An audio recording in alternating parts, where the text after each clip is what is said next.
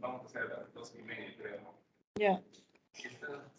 Te dije, ¿no? Que íbamos a cambiar eso de los temas. Sí, ya lo usted. Hoy era la final y la realidad era para la última clase. Sí, creo que sí, hay respuesta.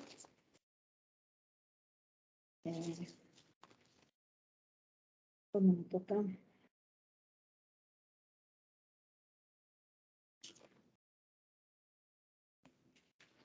Cirrosis, no me quedaría presencial, ¿no? Cirrosis y pancreatitis. Me han puesto dos temas juntos en uno mismo. ¿Para cuándo hemos quedado eso? El 13. Sí, ya cae 13. 13. Ya, el 13 tengo algo. Puede ser que termine rápido. Ya.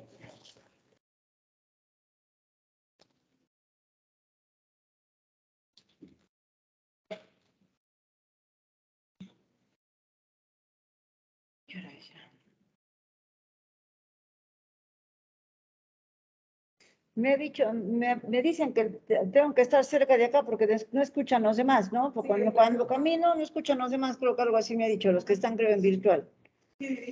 Ay, ya. Bueno. Esto no se abre. ¿Qué hora es ya?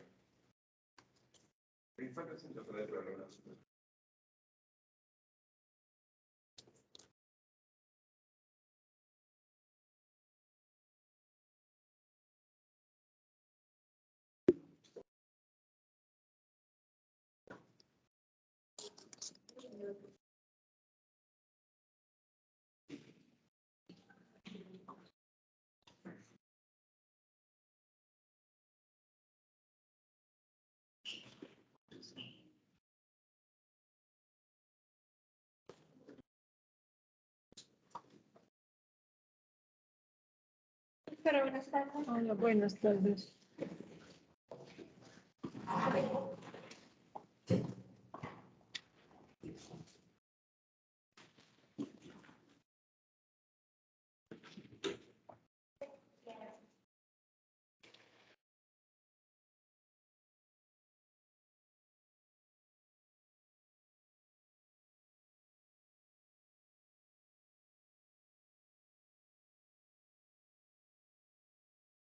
Antes de empezar, a la 1 en punto empezamos. La enfermedad inflamatoria intestinal ahora está siendo cada vez más frecuente en el Perú. Antes no era tan frecuente, pero como en el Perú es un país de todas las razas, de todos los países, y ahora que han venido los venezolanos, ellos tienen más enfermedad inflamatoria, ¿no? Y también de los países europeos, pero todo lo que es la parte del Caribe, esta zona de Venezuela, Colombia, ellos tienen bastante enfermedad inflamatoria, ¿no? Hay una teoría de que puede ser genética, pero vamos a ver cada vez más casos. Antes se decían que solamente eran en las personas blancas, ¿no? Ahora no, tú ves un moreno y está con enfermedad inflamatoria. ¿No? Incluso hay gente, a veces bien difícil diagnosticarla, de separarla de la tuberculosis intestinal, ¿no? Si lo han puesto es porque hay. Y porque a veces va acompañando otras enfermedades autoinmunes. Y como hay bastantes enfermedades autoinmunes también, entonces hay que pensar también en esta patología. Tengo pacientes citados.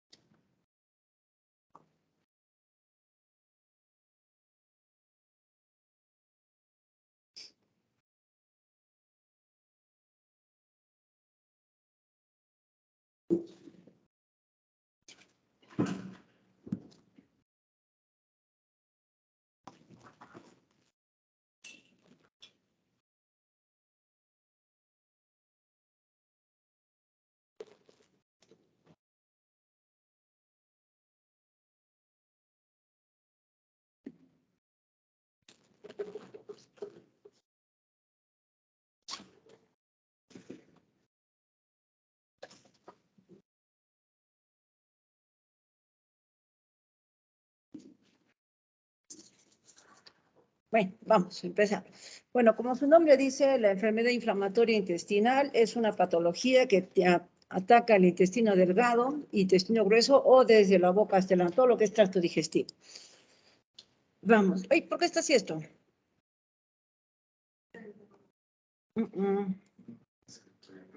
¿Qué pasa?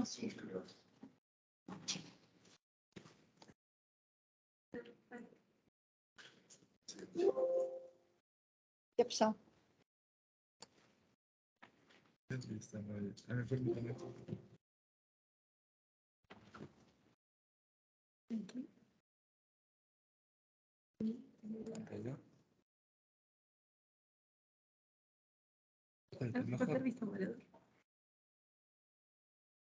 Sí, ya está.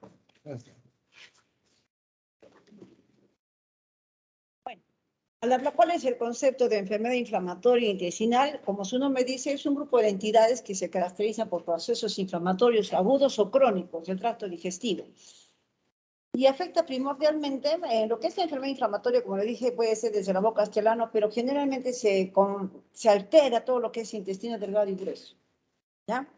Vamos. ¿Cómo se clasifica la enfermedad inflamatoria? Tenemos la colitis ulcerosa, la enfermedad de Crohn y la colitis indeterminada. ¿Y en cómo se dan, cuáles son las características de cada una de ellas? Si bien es cierto, todas dos son enfermedades inflamatorias, hay características especiales. Dice, las dos se caracterizan por ser enfermedades que atacan el intestino, por eso inflamatorio intestinal. La colitis ulcerativa afecta generalmente el colon y es una progresión desde el ano hacia forma ascendente y va a llegar hasta el ciego. Sin embargo, la enfermedad de Crohn es generalmente una enfermedad parcelar, ¿no? Puede empezar en el recto, puede empezar en el ilio, puede estar en el ascendente, puede estar en el ilio, en el estómago, en el esófago. Esa es la gran diferencia ahí entre colitis ulcerativa y Crohn. Colitis indeterminada no se sabe, puede ser una mezcla de los dos. Se caracteriza porque no tiene la característica ni una ni de otra, pues no se sabe. Por eso colitis indeterminada y es 30%. ¿Cuál es la etiología de la enfermedad inflamatoria? Son factores genéticos y ambientales, son los que más común se están viendo que pueda tener una relación. En las alteraciones genéticas se ve que hay una alteración del fenotipo clínico, exactamente a nivel del NOD2-CAR15, que es el gen identificado en pacientes con enfermedad de Crohn. Ahora, el modelo de transmisión es poligénico, ¿no? Hay muchas formas de transmitir la enfermedad de Crohn, pero eso no es 100%. Unos pueden tener ciertos rasgos genéticos y pueden pasar sin hacer la enfermedad de Crohn hasta que haya un factor ambiental que lo desencadene. Se han identificado mutaciones en la enfermedad de Crohn, sobre todo las mutaciones del gen NO2, el CAR15, que son específicas en la enfermedad de Crohn y que no se van a observar en la colitis ulcerativa. En este caso, el que está más asociado a un factor genético es Crohn. Entre los factores que van a condicionar la enfermedad inflamatoria intestinal tenemos alteración de la microbiota. ¿Y qué se produce por alteración de la microbiota? Con el avance de cada vez más de antibióticos, cada vez de más amplio espectro, hay una revisión que indica que se han hecho estudios en pacientes que han recibido antibióticos de muy amplio espectro que en el tiempo han desarrollado enfermedad inflamatoria.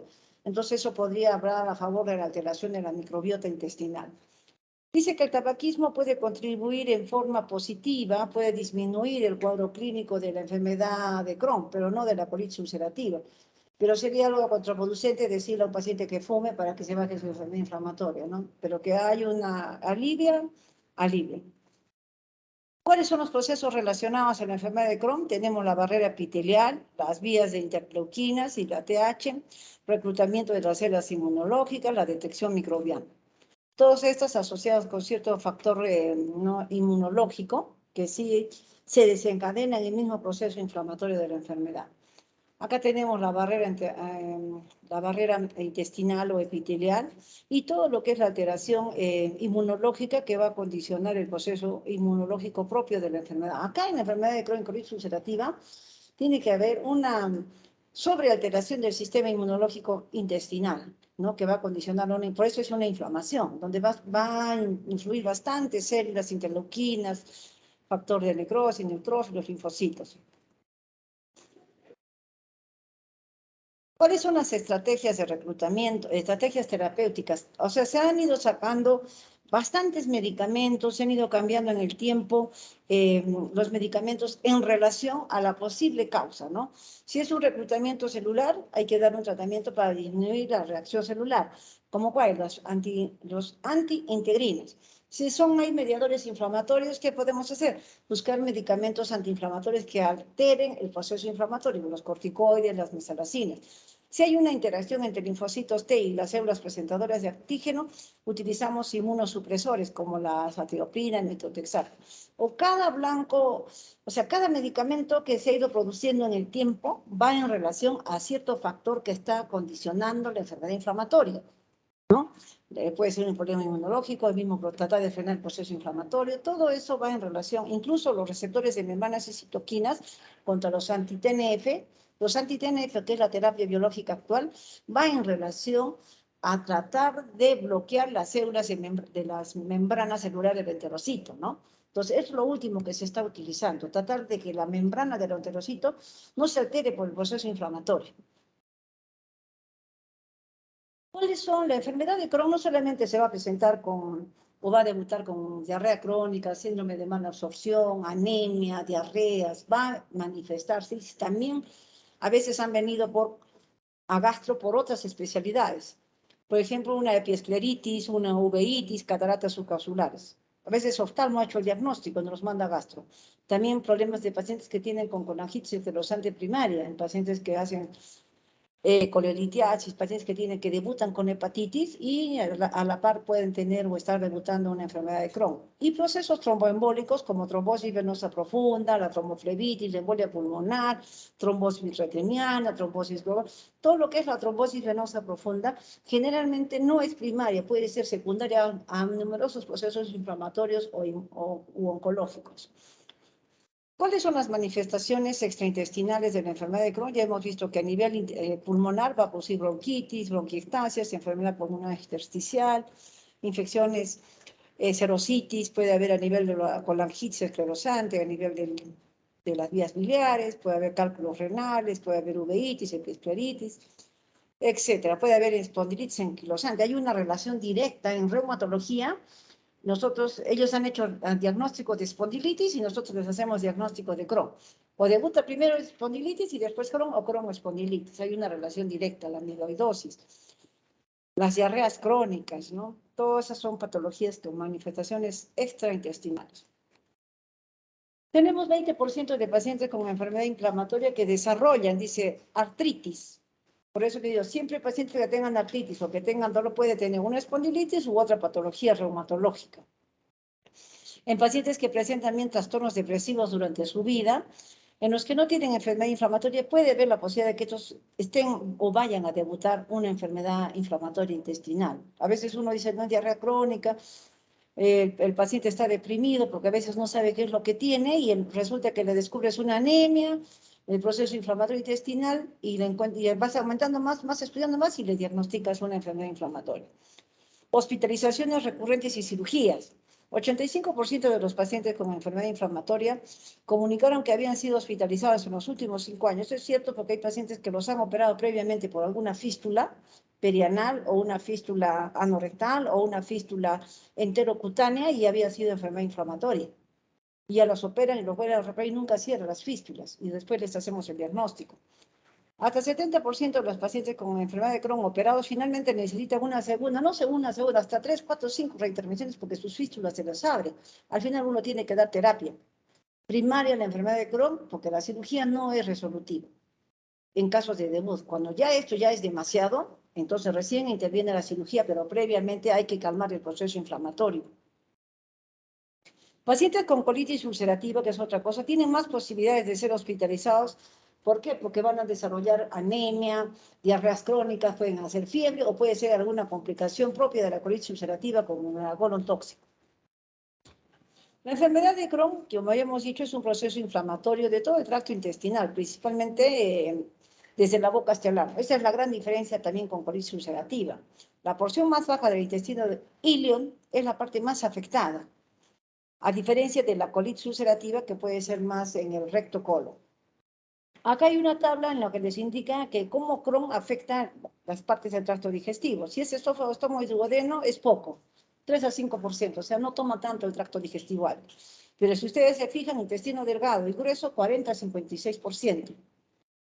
No solo intestino delgado, 25 a 30%. Si sumamos 40 a 30, casi el 70% toma intestino delgado, Crohn.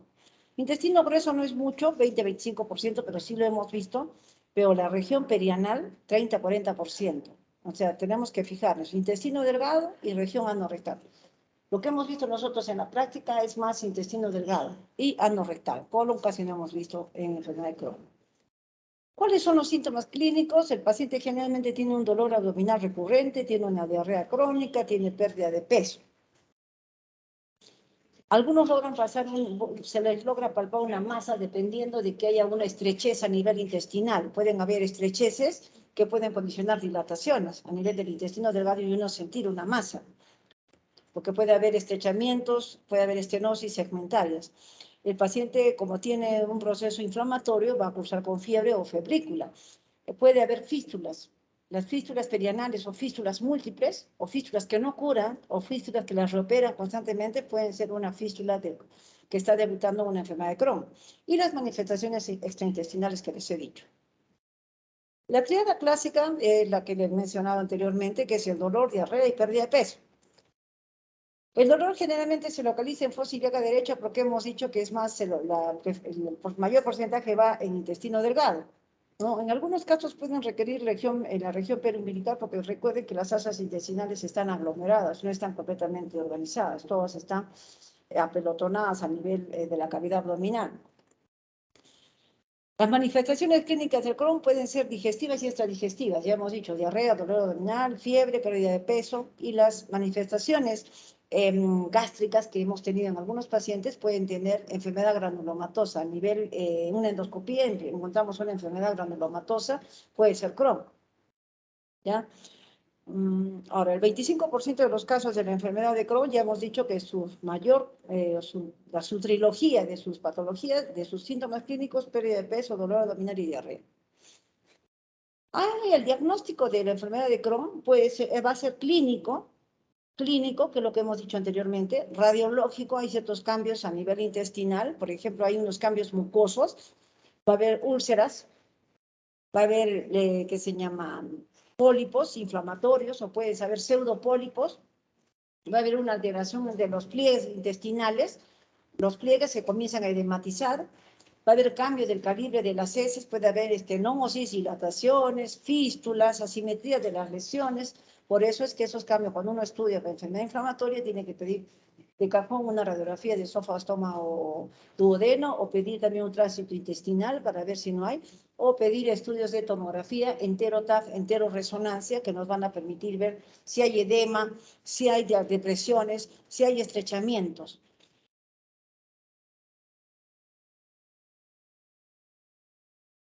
Acá tenemos, por ejemplo, esto es un tránsito intestinal, ¿no? Ustedes les dan al paciente para que, como estos pacientes debutan con diarrea crónica, se les da un tránsito para medir en qué tiempo lo que él ingiere llega al ciego, ¿no? Porque estos pacientes tienen diarrea y el tránsito es más acelerado, pero también nos permite ver alteraciones a nivel de los bordes de las asas del intestino delgado. Son más tubulizadas, ¿no? Pero esto es una radiografía simple, ¿no? Pero si ustedes quieren ver en una tomografía, se puede ver mucho mejor, hay un programa especial para hacer entero resonancia y entero tomografía, solo que ustedes lo tienen que pedir, en casos que estén sospechando.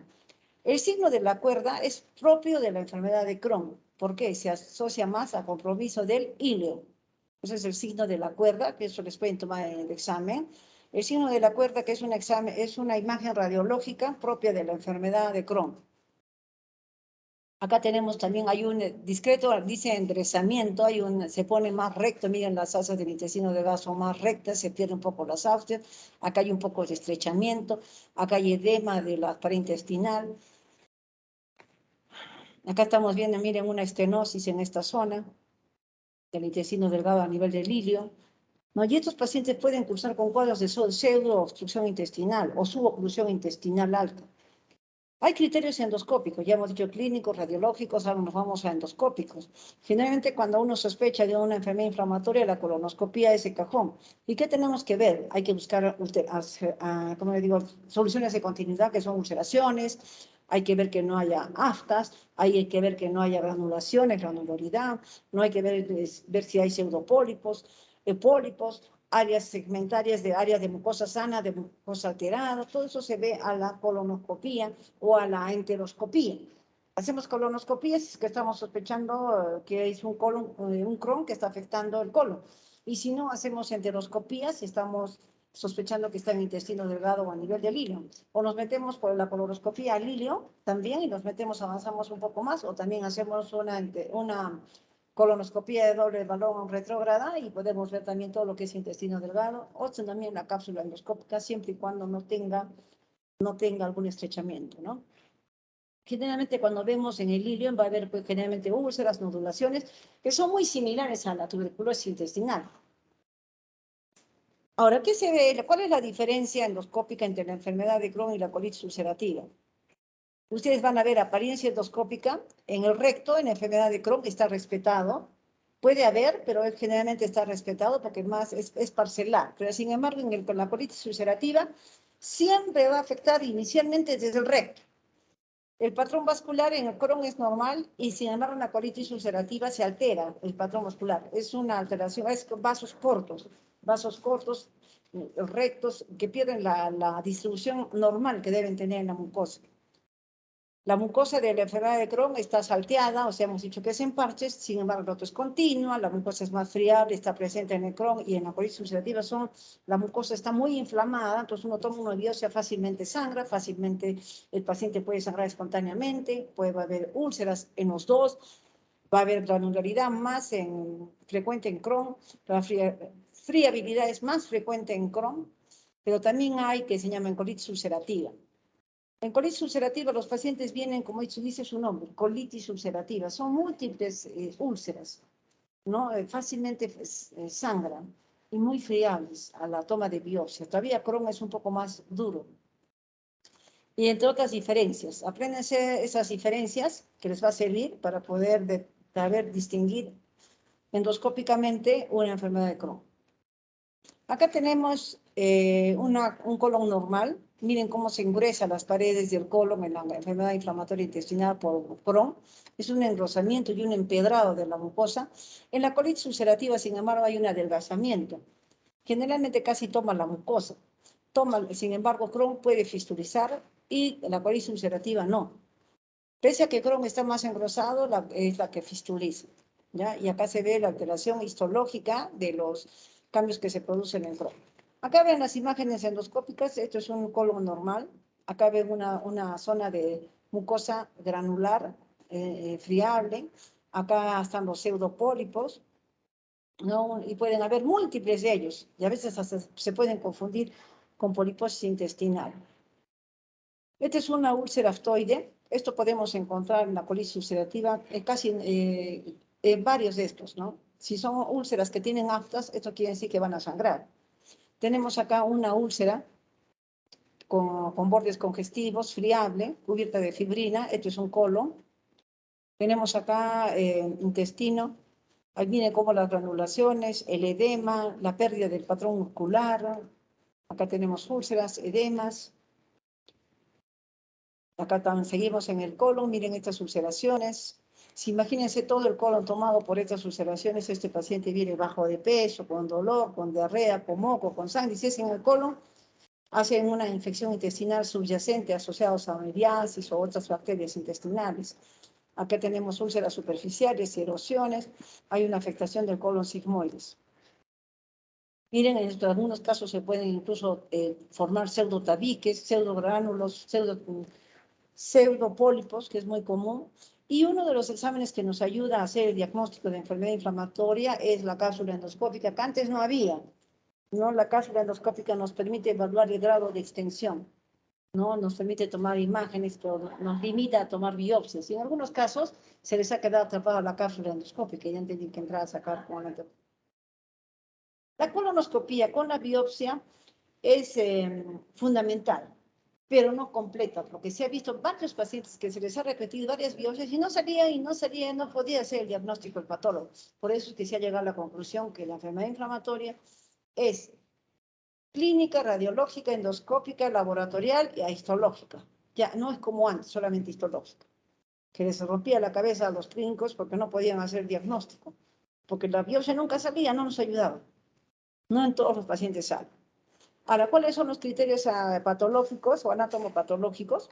Hay criterios mayores y criterios menores para hacer diagnóstico de enfermedad inflamatoria. La inflamación transmural, granulomas no calcificantes y agregados linfoides, esos son criterios mayores. Si encontramos eso, ya nos está hablando de una enfermedad inflamatoria.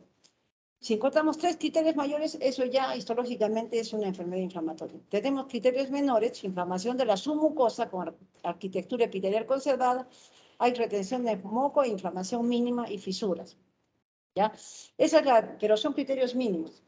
Uno puede tener 3 criterios mayores, 2, 1 menor o 3 menores, pues ahí comenzamos a dudar en el diagnóstico. Si solamente nos sale, por ejemplo, inflamación de la submucosa, retención de moco, no podemos hacer un diagnóstico definitivo. Pero si hay criterios mayores, sí.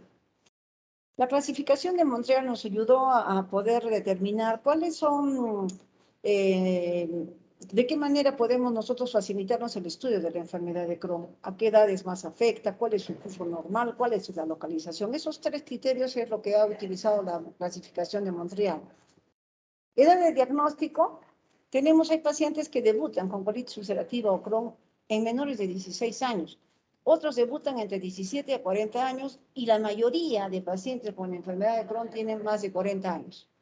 Tenemos niños con colitis ulcerativa, tenemos adolescentes con colitis ulcerativa. En la práctica hemos visto, tenemos pacientes hospitalizados con colitis ulcerativa, jovencitas. Tenemos también el curso evolutivo, el tipo 1 es inflamatorio, el tipo 2 ya es estenosante, el tipo 3 es penetrante y el tipo 4 ya pues perianal, puede existir con fístulas perianales. En la medida que va avanzando, el proceso se va complicando, ¿no? Si no hacemos un diagnóstico, y en la práctica nosotros vemos pacientes que han fistulizado y una y otra vez biopsias, una y otra vez colonoscopías, y no sale el diagnóstico en la biopsia, no sale nada y tenemos que estar haciendo junta médica para poder determinar un tipo de tratamiento. La localización, generalmente el Crohn es en el ilio, también puede haber colónica, puede haber iliocolónica o de tracto superior. Generalmente en la clasificación de Montreal decimos que la edad de comienzo A1 es hasta los 16 años, el comienzo entre los 17 es lo mismo del cuadro anterior, solo que ya está en este formatito. Según la presentación, la localización, el comportamiento y evolución de la enfermedad, vamos a decir que estos sistemas pretenden agrupar a los pacientes en diferentes categorías, de acuerdo a la gravedad, si es adolescente, si es de mediana edad o si es de mayor edad, ¿no? Y va a permitir aplicar el protocolo de acuerdo a por ejemplo, al grupo etario. Por ejemplo, un tratamiento para un niño no va a ser igual para una persona de 40 años. Eso va a permitir decir, ya, este tiene tanto, a este le vamos a dar este esquema, a este le vamos a dar este esquema, a este le vamos a dar este esquema. Para eso sirve eso. La clasificación de Montreal en la colitis ulcerativa, eso ya lo han visto en el cuadro anterior, es lo mismo. El laboratorio. ¿De qué manera nos ayuda el laboratorio? Estos pacientes la mayoría vienen con anemia. ¿Por qué? Porque como tienen ulceraciones a nivel del tracto digestivo o también tienen un síndrome de mala absorción que no les permite sintetizar hierro, absorber el hierro, cursan de todas maneras con anemia, ya sea por el sangrado o ya sea por la mala absorción. Si ustedes sospechan enfermedad inflamatoria, tienen que pedir las reactantes de fase aguda, ¿no? Por ejemplo, la velocidad de sedimentación, el PCR, el fibrinófilo, la ferritina. El BCG siempre va a estar elevado, el PCR también. Y en caso de pacientes que estén debutando con algún proceso de trombocitosis, hemos dicho que estos pacientes tienen riesgo de hacer enfermedades tromboembólicas, ¿no? Debutan con tromboflebitis, trombosis de la vena profundas, entonces hay que pedir cómo están las plaquetas, hay que ver cómo están los leucocitos, si no están haciendo leucocitosis, ver si estos pacientes como están con síndrome de mala absorción, la mayoría puede estar cursando con hipoalbuminemia, por eso es importante la albúmina. El PANCA, el ANCA-P, los anticuerpos perinucleares ayudan, pero no es completamente definitivo porque esto se altera también en otras patologías. O sea, no es ayuda, pero no es definitivo. El ASCA también ayuda, pero no es que yo salga un paciente con este examen y ya tengo ya la enfermedad de Crohn. Son muchos criterios. Si el paciente tiene clínicamente, radiológicamente, endoscópicamente y laboratorialmente me sale que tiene velocidad alta, PCR, anemia, alteración del fibrinógeno y tiene un ANCA, bueno, ya está casi todo el diagnóstico. La calprotectina fecal es algo que últimamente le estaban dando demasiado valor, pero se ha visto que no solamente se altera en enfermedad inflamatoria, en cualquier proceso inflamatorio, incluso infeccioso, puede producir la calprotectina fecal. O sea, no la consideren como que es la única. A veces me dicen, no, es que ha salido el calprotectina fecal positivo y quieren que ya le diga que tiene enfermedad inflamatoria. Y no es así. Entonces, la enfermedad de Crohn puede presentarse de forma insidiosa y puede presentarse con sintomatología así larvada o poco evidente, o a veces puede demorar mucho en debutar. Cuando, eso que ustedes ven con úlceras, nódulos, eso es ya cuando es muy avanzado. Ya el paciente a veces ya pues está con diarrea crónica, anemia, pero hay pacientes que pasan muy silenciosamente, con solo diarrea crónica, o simplemente hacen anemia, o simplemente hacen mala absorción. No comen y no asimilan, cada vez que comen van al baño, entonces en esos pacientes hay que descartar un debut de enfermedad de Crohn. Dice que es prioritario establecer el diagnóstico, sí, pues porque si lo hacemos más temprano el diagnóstico, más temprano vamos a dar tratamiento y vamos a evitar todas las consecuencias de las estenosis, las reinfecciones, las fístulas, etc. Su diagnóstico se basa, ya hemos dicho, el diagnóstico clínico, la exploración física, los exámenes de laboratorio, técnica endoscópica, imágenes, etc. ¿Cuál es el tratamiento? Generalmente el tratamiento de la enfermedad de Crohn tiene la pirámide de tratamiento. Empezamos por los aminosalicilatos, donde está la mesalazina, la sulfasalazina. Eso es con lo primero que empezamos. Si el paciente no mejora, pasamos a los grupos de los corticoides, que se puede dar altas dosis de corticoides, puede ser hidrocortisona o puede ser prednisona, si el paciente está hospitalizado. Ahora, si el paciente no mejora, se pasa al siguiente nivel. Se van haciendo las mezclas de corticoides con inmunosupresores o solo inmunosupresores, porque tener una paciente con puro corticoides desde 16 años, esa paciente va a terminar mal. Entonces, vamos a ir aumentando, viendo la respuesta al tratamiento. Hay pacientes que van muy bien solamente con aminosalicilatos y pacientes que tienen un fracaso con corticoides, inmunosupresores. Entonces, se tiene que dar la terapia biológica, que es lo último que se está utilizando en la actualidad en pacientes con colitis ulcerativa refractarios a tratamiento. Tenemos el infliximab, adalimumab y todos los TNFs que están saliendo, anti-TNFs que están saliendo. Algunos con mejor respuesta que otros. Vamos con la colitis ulcerativa. La colitis ulcerativa es otra enfermedad inflamatoria. Esta comienza a nivel del recto, ya hemos dicho, y avanza progresivamente hacia la parte proximal. Ya hemos dicho que la forma distal se refiere a la colitis confinada al recto. A veces han venido pacientes en la práctica con solamente una úlcera en el recto y están con pujo, tenesmo y hay que descartar un cáncer de recto y resulta que todo sale negativo. Y eso se llama proctitis ulcerativa. Debuta, le damos tratamiento tópico y mejora. Les parece todo un cáncer y después recibe tratamiento y desaparece la colitis ulcerativa. La forma distal se refiere a la colitis confinada al recto y proctitis y alteración ya del sigmoides. Va avanzando, ¿no? Recto, sigmoides. Y así va extendiéndose a todo el colon. Por eso, el 95% de los pacientes tienen compromiso del recto, un 50% recto sigmoides, el 30% todo el colon izquierdo y 20% una pancolitis. En la práctica, lo que hemos visto más, 95% tienen afectación del recto. Es lo que más vemos. Ahora, ¿cuál es la etiología? Ya hemos dicho que esto tiene un problema inmunológico, ¿no? Hay una alteración de los haplotipos de R3 y de Q2. Hay una alteración del gen IBD2 y de las citoquinas proinflamatorias, como la interleuquina 1, interleuquina 6, interleuquina 8 y factor de necrosis tumoral alfa. Hay una alteración del reclutamiento celular, hay una alteración del sistema inmunológico en dicha zona intestinal, ¿no? No hay una buena respuesta inflamatoria. Son las manifestaciones clínicas de la enfermedad de la colitis ulcerativa, la diarrea con sangre. Muchas veces está dándole poca importancia, los pacientes vienen con diarrea sanguinolenta y muchos los tratan como amebiasis, una diarrea disentérica, una diarrea por salmonela. Entonces, estos pacientes tienen que tener un seguimiento. No dejar de pasar así nomás que es una colitis, una diarrea con sangre. Y he tenido hace poco yo en la clínica un paciente con colitis ulcerativa, 16 años el chico. Y le habían tratado ya por amebiasis, giardiasis. Y había sido una colitis ulcerativa y había hecho una leucocitosis con 15 de desviación izquierda y tenía fiebre, y hacía unas deposiciones igualitas pero con sangre. La mamá ya me tenía hasta acá. Le hago la colonoscopía y le encuentro todo el colon con ulceraciones y no podía terminar la colonoscopía porque se me venía toda la sangre. Y la biopsia no me decía, pues, ¿no?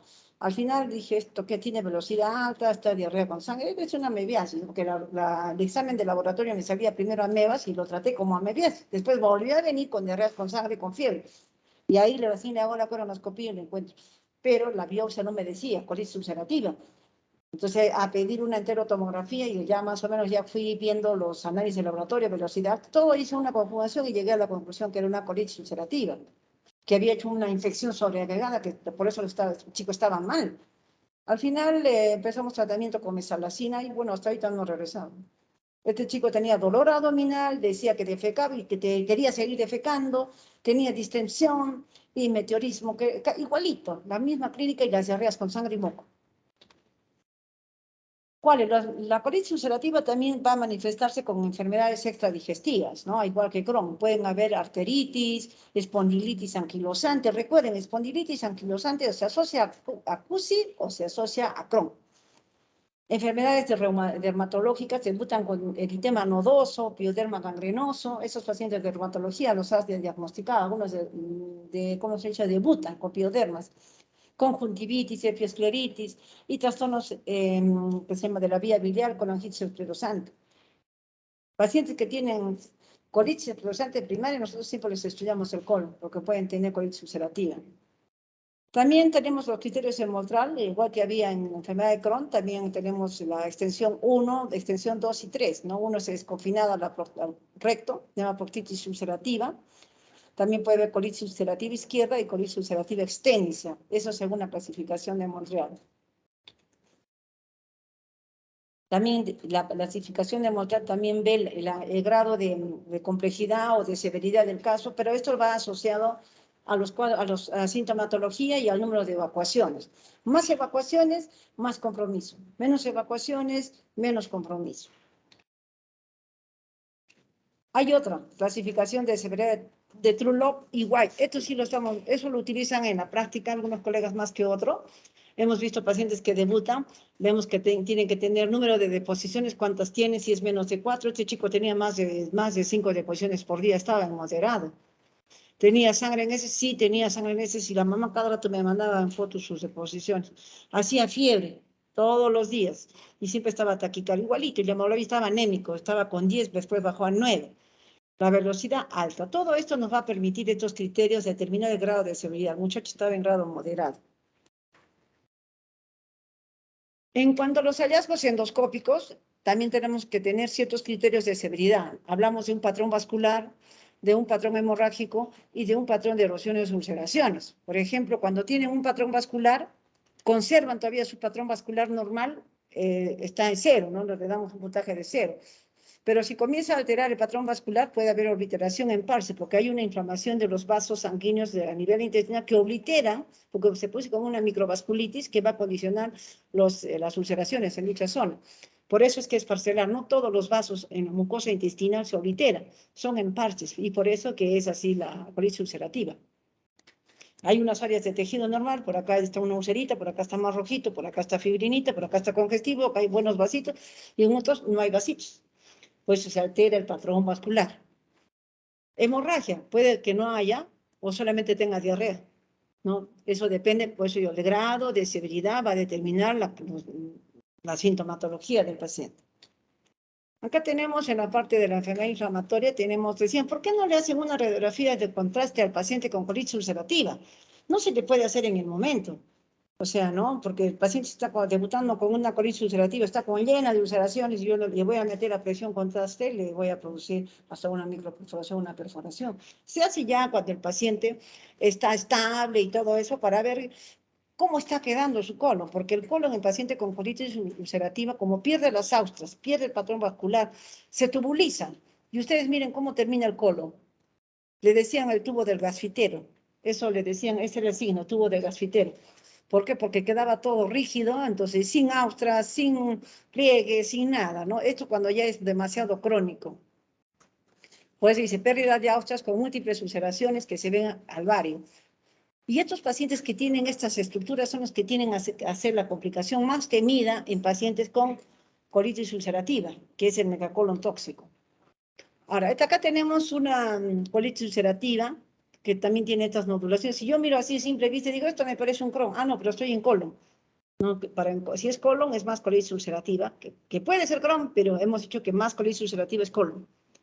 Pero el aspecto granular o de pseudopólipos, la mayoría de estos pólipos pueden ser hiperplasias glandulares o algunos ser ya adenomas. Tenemos también una estenosis colónica, ¿no? A consecuencia del gran edema de la mucosa. Acá hay una ulceración. Acá tenemos también una colitis ulcerativa refractaria. Tenemos pacientes que se vuelven córtico-dependientes, dejan el corticoide y nuevamente se reactiva el cuadro, ¿no? Entonces, estos pacientes pueden ser refractarios a tratamiento con corticoides, refractarios a tratamiento con inmunosupresor. Por más que les demos, siguen con sangrado, siguen con anemia, siguen con diarrea, no mejora. Entonces, ahí se hace junta médica y se decide la terapia con terapia biológica. No responde, pero como hay pacientes que con corticoides van muy bien. Miren, en pacientes con colitis ulcerativas, ustedes han visto esas imágenes, ¿no? Como todo está congestivo, todo rojo, irritado, nodulaciones, hipervascularidad. También nosotros vemos cuando ya pasan a los 6 meses de tratamiento, se hace control y vemos cómo va cambiando, esas ulceraciones se van cicatrizando porque hay remisión de la enfermedad. El paciente clínicamente mejora, ya no hay anemia, baja el dolor, ya no tiene diarrea. Entonces, y endoscópicamente mejor, también nosotros lo vemos. Entonces, se ven clarita la cicatrización. Miren esta zona cómo está cicatrizada. Acá se ve una parte, acá ha habido una ulceración grande, en esta zona también. Entonces, ¿cómo se regresiona tanto cuando hay una buena respuesta al tratamiento? ¿Cuál es la complicación más temida? Tenemos la colitis tóxica o megacolon tóxico, ¿no? Eso es una complicación muy temida en la práctica médica, ¿no? Se presenta en pacientes que tienen una colitis, incluso hay pacientes que han debutado con colon tóxico, con colitis ulcerativa no diagnosticada y que han debutado con colon tóxico y hemos tenido que hacer colonoscopía en la UCI y diagnosticar colitis ulcerativa. Hay que tener cuidado en eso, ¿ya? El megacolon es la forma más avanzada de la afección, no diagnosticada o con falta de respuesta al tratamiento. No se limita a la submucosa, porque antes hemos dicho que la colitis ulcerativa toma mucosa y submucosa, y no es extramural. Sin embargo, el Crohn es extramural, pero la colitis ulcerativa no llega a abarcar la muscular. Ya les he dicho esos criterios, los criterios que ya les he mencionado anteriormente, ya lo tienen antes. Acá tenemos las asas intestinales distendidas, dilatadas. Esto puede ser un megacolon tóxico. Miren cómo está todo dilatado el colon. Se vuelve así el colon, todo distendido, no hay ruidos. El paciente está con leucocitosis, está chocado. A veces el cirujano tiene que entrar a resecar todo el colon. Si no, el paciente se muere. Ahora, otras complicaciones, tenemos la hemorragia digestiva, la perforación espontánea y carcinoma de colon. Esas son las 3 complicaciones de la colitis ulcerativa. Hemorragia, pacientes debutan con hemorragia. Perforación espontánea puede ser, ¿por qué? Porque tienen ulceraciones. El paciente se puede perforar. Si bien es cierto, no es transmural, pero puede complicarse porque puede haber una ulceración más profunda, ¿no? O algún estudio mal hecho, o por ejemplo va el paciente a hacerse una colonoscopía y a echar tanto aire también puede condicionar una complicación. Y el cáncer de colon nosotros hacemos la vigilancia en estos pacientes porque van a hacer cáncer de colon. La mayoría de estos pacientes van a hacer cáncer de colon. Esos pólipos, la mayoría son adenomatosos, por eso es que tenemos que vigilarlos. ¿Cuál es el tratamiento? Ya hemos dicho, los aminosalicilatos, los corticoides, los inmunosupresores y la terapia biológica. Eso es el esquema de tratamiento. Puede ser uno por uno o puede ser combinado. Acá tenemos otras imágenes, por ejemplo, el tipo de cirugía que se pueden hacer, los esquemas que se pueden hacer. Estos tipos de cirugías que se hacen en pacientes con Crohn ya les he vuelto a decir, tiene que ser previamente tratada el proceso inflamatorio, o con terapia biológica o con inmunosupresor, una vez que se estabiliza y el paciente, por ejemplo, hizo una estenosis severa del intestino delgado, eso ya no lo va a resolver la terapia biológica ni el inmunosupresor, porque ya es una secuela y le está condicionando obstrucciones y obstrucciones. Entonces, ¿qué tiene que hacer el cirujano? Resecar esa zona de la estenosis para permeabilizar. Pero si lo opera en pleno proceso inflamatorio, eso va a haber una dehiscencia. Entonces, esas cirugías son alternativas. O, por ejemplo, una desfuncionalización. Si el paciente tiene todo el colon tomado y y no mejora, tienen que hacerle una ileostomía. Todas esas cirugías son de acuerdo a la evolución del paciente. La colitis indeterminada es aquella colitis en la cual, pese a que hemos hecho los diagnósticos radiológico, endoscópico, laboratorial, no apunta ni a uno ni al otro. Y no sabemos a veces qué tratamiento darles. Muchos de ellos solamente responden a aminosalicilatos, es lo que generalmente les tratamos a dar. Pueden tener las dos enfermedades a la vez, pero no, pues se dicen, ¿qué es? ¿Es Crohn o es colitis ulcerativa? Y así nos tienen a nosotros en la práctica, ¿no? Pero no sale microceso, pero tiene pero tiene velocidad alta, pero acá, y así estamos rompiéndonos la cabeza y no sabemos. Si le doy terapia biológica, a lo mejor, ¿qué tal si es un tumor? ¿Qué tal si está debutando por eso? Entonces, todo eso, nosotros tenemos que entender que tiene que hacerse un buen diagnóstico antes de dar un tratamiento para colitis ulcerativa.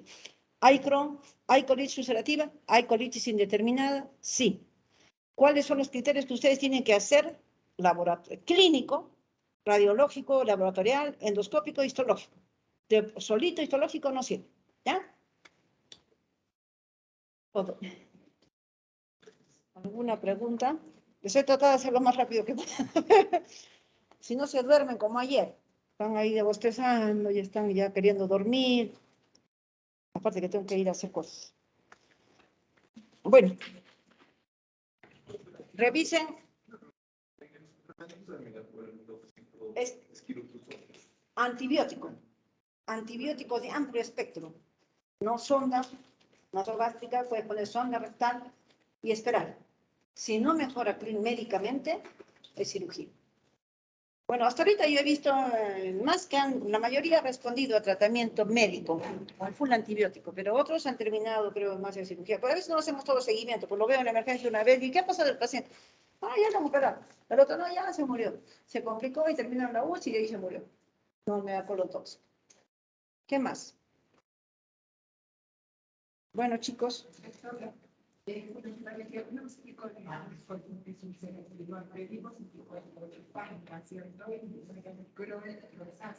¿Cómo? Para la colitis ulcerativa pedimos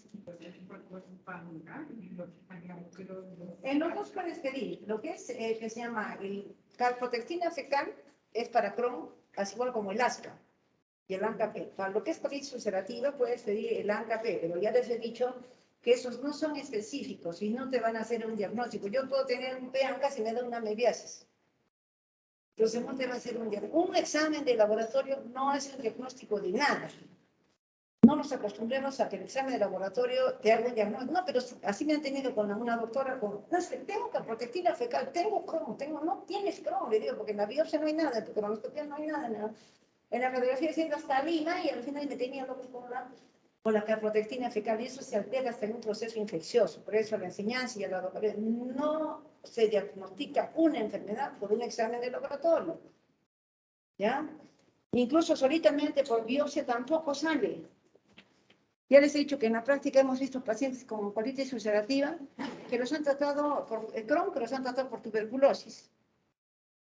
Y tuberculosis tratados con Crohn, ¿no? Entonces, van a ver que en la práctica vienen pacientes, o viene, ¿sabe? Un paciente le han operado por una fístula perianal y lo opera el cirujano y se vuelve a abrir y se abre otra fístula por otro lado. ¿Qué ha pasado? La opera de acá y vuelve a hacer otra fístula por acá adelante. Después una fístula cutánea. Y el paciente comienza a fistulizarse por todo lado y es terrible. Yo tuve una paciente así, antes de la pandemia, una señora que nos daba mucha pena, con fístula. Ella me dice, ¿qué hacemos? Me dice, ya le opero, ya no quieren, ya los cirujanos no quieren ni tocarla. Lo tocan y sale un hueco por otro lado, una fístula por otro lado. Entonces, ¿qué hacemos? Descartemos que no haya tuberculosis. Si no hay tuberculosis, es que la biopsia no dice si es Crohn o es colitis ulcerativa. Le digo, al final el tratamiento es lo mismo. Si ustedes se fijan, el tratamiento para los dos es igual. ¿no? Entonces le digo, ¿qué me dice la junta médica? Ya, hazme, descártame tuberculosis. Pero es bien difícil descartar, doctora, tuberculosis. Usted sabe que hay que ser cultivo de BK, BKNS, hay cultivo de la zona del ilion, el ilion es igualito que el Crohn, entonces lo único que se nos ocurrió es hacer un cuantiferón, para ver que no tenga tuberculosis latente. Si no hay tuberculosis latente, ya empecemos con terapia biológica y la señora comenzó a cerrar sus fístulas. Solita comenzó a cerrar sus fístulas. Tenía por acá, y hacía probado su obstrucción. Y comenzó a cerrar sus fistulitas que tenía por acá. Estaba con albúmina en el suelo, estaba haciendo mala absorción. Y eso no es el único caso, ¿eh? Hemos tenido varios casos, ¿no? Consultan a gastro porque el paciente que quiere descartar colitis ulcerativa. Hacemos la colonoscopía, a algunos les encontramos bien evidente y de pronto les dan tratamiento para TB y se desaparece la colitis ulcerativa. Hemos tenido un niño que venía con diarrea chiquitito y decían pues que no, que tenía amebiasis, iban a tratar por amebiasis y todo. Le hicimos la colonoscopía y la biopsia salió como microabscesos. Y los pediatras dijeron, sí, ya, le falta tratamiento con corticoides y mesalazina y no. Y le dieron ya al niñito. El niñito regresó. El colega le hizo la colonoscopia y no la terminó. Se quedó hasta más o menos al ángulo hepático del colon, si mal no me acuerdo. ¿Y por qué no has terminado? No, está con nodulación, esto está rojo, no pudo pasar. Ah, entonces la tomó así. En la biopsia no te decían ni microabscesos ni nada, no sé, era un caso muy engorroso. Entonces el niñito se les distendía el abdomen, seguía con sus diarreitas, seguía con anemia, bueno, le dieron su terapia porque dijeron, pues colitis ulcerativa. Se va moliendo, debuta supuestamente con apendicitis, le operan, le sacan el apéndice, está normal. Entonces yo le digo, oye, ¿te acuerdas que no le terminaste la colonoscopía? A lo mejor estaba obstruyendo ya la válvula ileocecal. Entonces, ¿qué pasó? Que el niño, como no sabíamos el diagnóstico, al final lo mandaron a Lima. Y el niño regresó con el diagnóstico de tuberculosis de colon. Y yo me acuerdo clarito porque yo lo he visto cuando el colega estaba haciendo. Y cuando ya entramos a ver, el colon estaba sanito. Ya no tenía, parecía que había unas que parecían unos pólipos, nada, se los sacamos ahí. Pero ya el colon, llegamos hasta el ciego y estaba ya pues con full cicatrizaciones. Diagnóstico diferencial, tuberculosis intestinal. Era evidente, le dieron terapia específica y el niño mejoró un montón y pues ya lo vimos grandecito, que era que el niño se comía queso y en el queso ha adquirido la tuberculosis. Dice, ¿por qué? Es que mi hijito mucho se comía el queso. ¿Por dónde entra la tuberculosis? Solo intestinal, porque no tenía pulmonar. Entonces ha hecho una tuberculosis de intestino grueso. Terapia específica y chao. ¿Cómo nos hemos equivocado con el niño? Porque incluso le dimos corticoides y mesalazina. Entonces, por eso hay que tener mucho cuidado. Por eso no es dar por dar. Primero descarto y después doy. Y así hemos tenido del niño que les he visto que cuando lo he visto en diciembre, que lo he tenido a chico, que lo vamos a tratando ya por amebiasis y amebiasis y amebiasis. Y yo también lo tuve con amebiasis y dije, pero ya me dijo, no, a lo mejor le voy a hacer la colonoscopía y le hice hasta este lado porque no aguantaba el dolor. Igual, puras ulceraciones, con fibrina, con moco, entonces, sí, qué raro, pero primero le voy a dar tratamiento para la ameba porque estaba con leucocitosis, desviación izquierda y estaba anémico, pero hacía las deposiciones así, sangre y sangre y sangre y sangre. Tratamiento y al final, como no tenía dinero, ya en la clínica ya prácticamente ya estaba a días, lo tuvimos que transferir al Goyoneche. Y en el Goyoneche yo hablé con mi colega, le digo, ¿sabes qué? Me parece que es una colitis ulcerativa. Pues la biopsia no ha salido nada, no es contundente, pero una mediasis jamás te va a tener tantos días así. No, una mediasis, bien es cierto, puede tener ulceraciones o una colitis infecciosa por bacteria, también te hace varias ulceraciones. Tú le das tratamiento y desaparece. Pero este chico no mejoraba y estaba anémico y estuvo haciendo fiebre, la velocidad alta.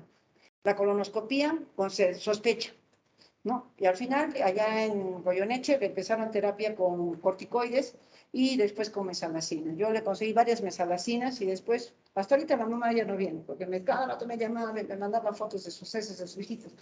Con sangre y diarrea y se le bajaba la hemoglobina hasta 9.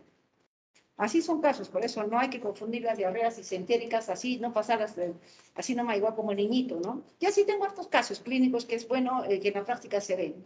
Pero con que tengan el conocimiento básico es suficiente, ¿ya? Nos vemos.